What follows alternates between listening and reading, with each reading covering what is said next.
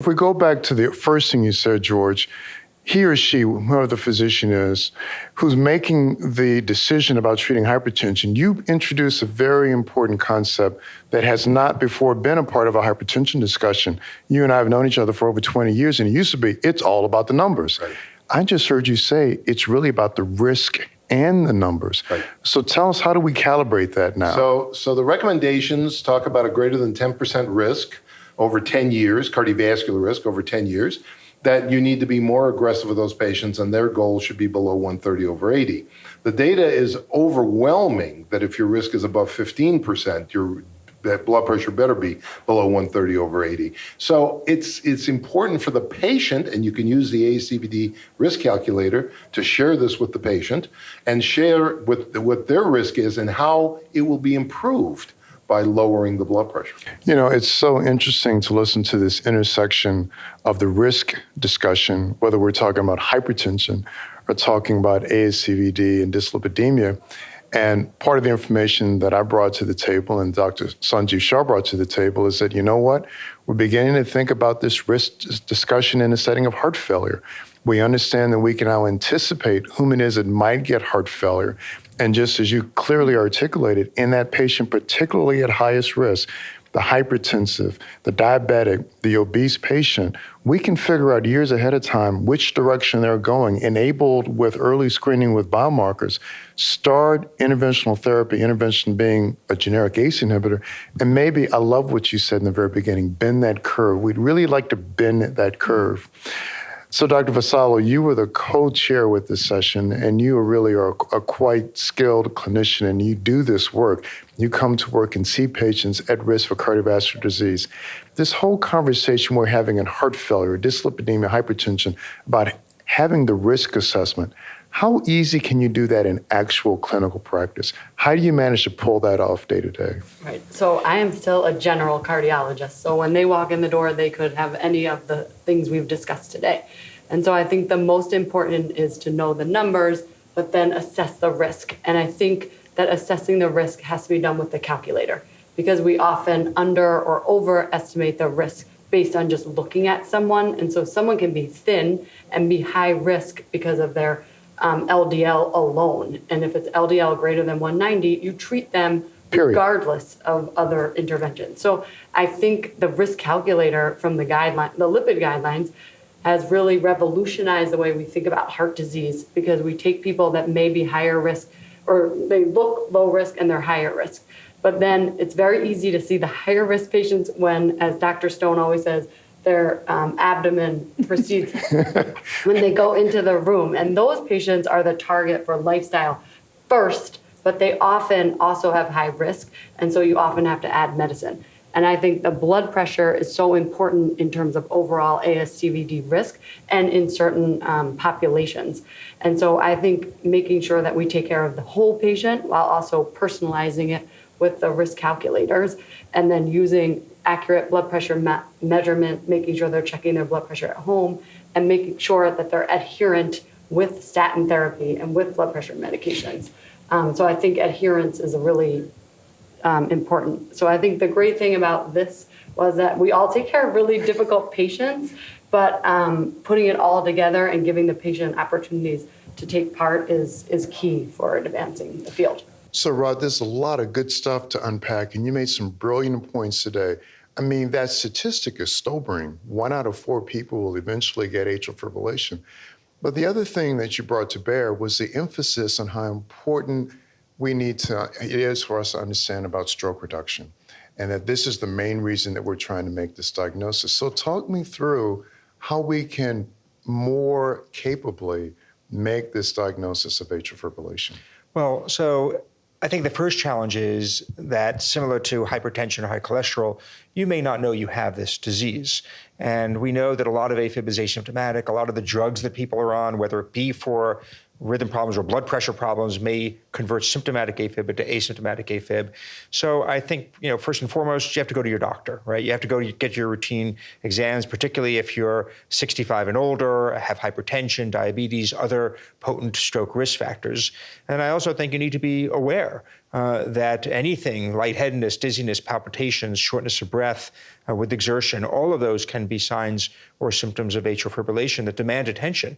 We have incredible therapies to reduce the risk of stroke, some of the most powerful therapies in all of cardiology, but you need to be diagnosed in order to receive those treatments. So let me press you just a little bit, because we've heard a number of random stories in the late news about someone who said, my watch saved my life. Now, you and I, Dr. Parver, you would agree that that probably means some irregular heart rhythm was detected. Right. What's the potential there? I think it's huge. Remember, we're dealing with a disease that A, you may not feel, and B, may come and go. So even going to your doctor's office once a year and then feeling your pulse or doing an EKG is simply a snapshot in time. We are entering an era of wearable, commercial grade watches, wristbands, rings that you can buy, right? And that, I think the first breakthrough with these technologies medically are that they can monitor your heart rhythm, rate, and regularity. And we're hearing more and more about people discovering they had atrial fibrillation from these wearable consumer electronics. There are studies underway sponsored by industry.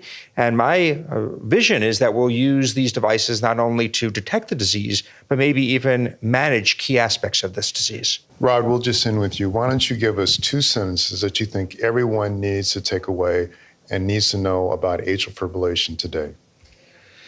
Wow.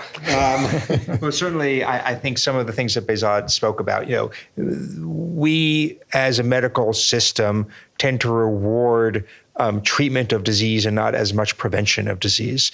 And this, as the population ages, becomes very important. We can't change our genes.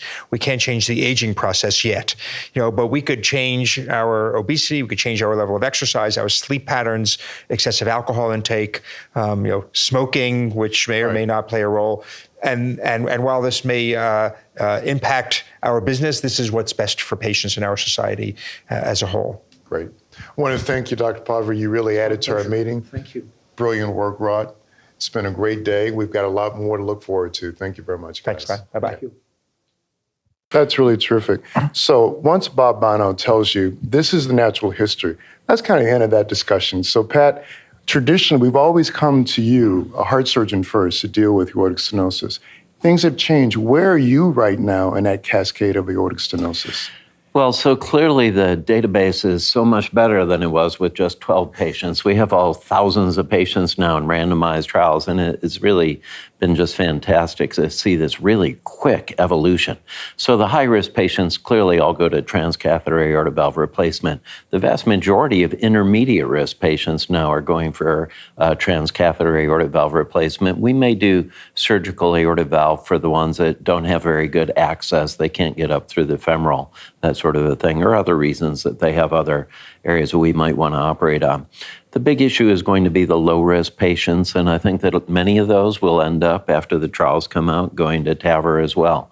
I think that currently at Northwestern, we're doing about 400 to 500 aortic valve interventions a year. 75% are now TAVR, so only 25% are just conventional surgical aortic valve replacement. And I think that in the future, 5-10 years from now, it's going to be those young, healthy patients with, in particular, the bicuspid aortic valve group, some of who have aortopathy. The risk for a pacemaker should be low in that group. The operative mortality is low. It's a very predictable operation. If they get a tissue valve and 15 to 20 years later, it wears out, they can get a valve-in-valve, and the risk for a pacemaker will be low then. And it looks like durability is good. So for many of these patients, this may be the only procedure they need. Yeah, thus far it looks similar to surgery. Of course, we're only at 10 years, and we'll see when we're at 15 years. But it's the same processes, and it's in a stent rather than a sewing ring. But I think that'll be time will tell.